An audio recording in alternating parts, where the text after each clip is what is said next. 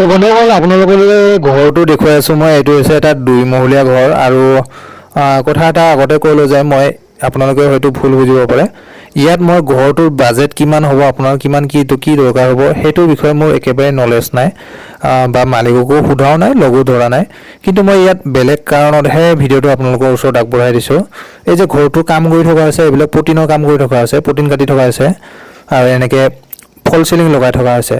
So আপোনালোকে কেনেকুৱা ফল চিলিং লগাই, PVC লগাই নে জিপছন বোৰ্ড লগাই, সেইটো যিয়ে নহয় আপুনি যি লগায় আপোনাক যেনেকুৱা ডিজাইনৰ লাগে কেৱল আপুনি সাৰ্চ কৰি নেটত সাৰ্চ কৰি যিকোনো ডিজাইন দেখাই দিলে ঠিক তেনেদৰে সেম টু সেম আপোনাক ডিজাইন বনাই দিব।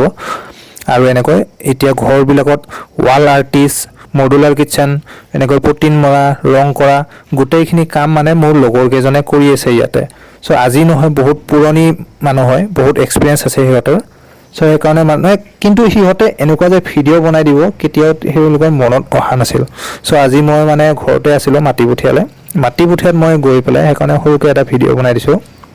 আৰু এয়া চাওক, যিবিলাক মই দেখাই আছোঁ এইটো হৈছে আপোনাৰ বেডৰুম আৰু বেডৰুমৰ লগত এটেচ আছে আপোনাৰ বাথৰুম আৰু বেডৰুম একেলগে এটা ৰুমৰ ভিতৰতে মানে এনেকৈ এইবিলাক হৈছে বেডৰুম। আৰু এইফালে যদি দেখাওঁ সিঙ্গেলকৈ বাথৰুম আছে আৰু এক্সট্ৰাকৈ, ঠিক আছে।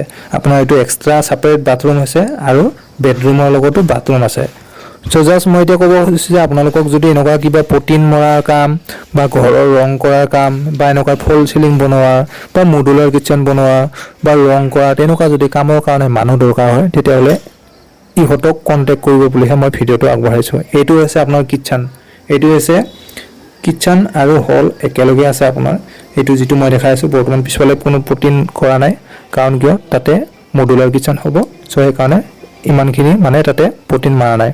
তো আৰু যে এই ফল চিলিংখন দেখালোঁ, সো সেনেকুৱা আপোনালোকক যেনেকুৱা ডিজাইনৰ লাগে তেনেকুৱা সেম ডিজাইনৰ পাব। আৰু এতিয়া গৈ আছোঁ মই ওপৰত। তো ওপৰত কিমান কি কাম হৈছে সেইটো বাৰু মই চাই আহোঁগৈ এপাক।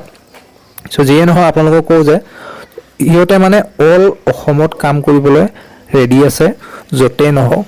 কেৱল তেওঁলোকক এনেকৈ যদি নতুন ঘৰ বনাইছে তেওঁলোকে থকাৰ ব্যৱস্থা কৰি ল'ব বা খোৱাৰ ব্যৱস্থা কৰি ল'ব। কেৱল তেওঁলোকক কণ্টেক্ট কৰি কামখিনি দিলে হ'ল। কণ্টেক্ট নাম্বাৰটো ডিছক্ৰিপশ্যন বক্সত দি দিম। আৰু এতিয়া আহি গ'লোঁ মই ছাতৰ ওপৰত আহি চালোঁ, বহুত ভাল লাগিল। কাৰণ এই ঘৰটো একেবাৰে গাঁৱৰ মাজত, গাঁৱলীয়া ঠাইৰ মাজত বনাই থকা হৈছে 2 মহলীয়া ঘৰ। আৰু গাঁৱৰ মাজত যে এনেকুৱা 2 মহলীয়া ঘৰ দেখা পালে যে কিবা এটা ফিলিংছটো ভাল লাগে।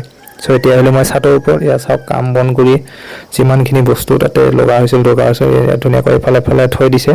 আৰু কাম বাৰু এতিয়াও বহুতখিনি বাকী আছে, সিহঁতে কৰি আছে লাহে লাহে যিখিনি সিহঁতৰ কাম। আৰু এইফালে ঘৰটো বহুতখিনি বাৰু বাকী আছে। আৰু কিন্তু এতিয়া যিয়ে নহওক মোৰ কিন্তু এতিয়া ছাতৰ ওপৰত উঠি যে আজি ফিলিংছটো ইমান ভাল লাগি আছে কি ক'ম আৰু। আৰু এইফালে দেখাই আছোঁ, এইটো চাওক আপোনাৰ হৈছে লেট্ৰিনৰ গাঁতটো চাওকচোন, ইমান ডাঙৰকৈ বনোৱা হৈছে কি ক'ম আৰু।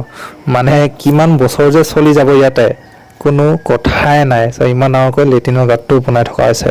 আৰু এইফালে গৈ পেলাই দেখুৱাই আছোঁ ক'ত কি আছে। সো চাওক, এনেকুৱা যদি মানে এতিয়া এইবিলাক হৈছে আপোনাৰ সপোনৰ ঘৰ। এনেকুৱা ঘৰ যদি এটা বনাব পাৰিলোহেঁতেন বুলি পেলাই চাওঁ। কিন্তু মই এতিয়া আহিছোঁ, দেখাইছোঁ আপোনালোকক। কিন্তু ঘৰটো কেনেকুৱা লাগিছে সেইটো আপোনালোকে কমেণ্ট কৰি জনাবলৈ নাপাহৰিব। আৰু আপোনালোকক আকৌ এবাৰ কৈছোঁ, যদিহে আপোনালোকক এনেকুৱা কামবোৰ কৰাব আছে তেতিয়াহ'লে এওঁলোকক কণ্টেক্ট কৰিব। কণ্টেক্ট কৰিলে এওঁলোকে আপোনালোক ঘৰ য'তেই নহওক অল অভাৰ অসমৰ ভিতৰত কণ্টেক্ট কৰিব।